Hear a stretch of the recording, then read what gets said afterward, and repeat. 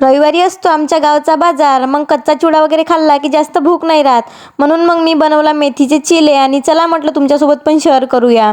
मेथीला बारीक असं कापून घेतलं, नंतर 2-3 पाण्याने स्वच्छ करून घेतले.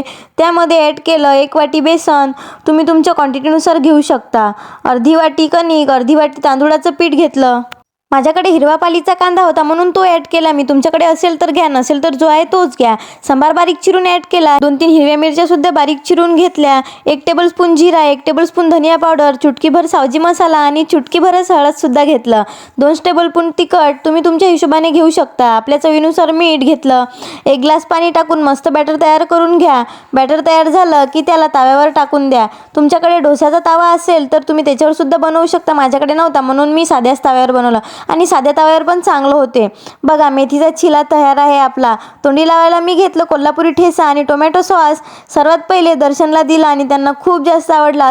तुम्ही सुद्धा हा मेथीचा चिला ट्राय करून बघा आणि व्हिडिओ आवडला असेल लाईक, कमेंट, शेअर, फॉलो करायला विसरू नका. भेटूया नेक्स्ट ब्लॉगमध्ये. Bye bye.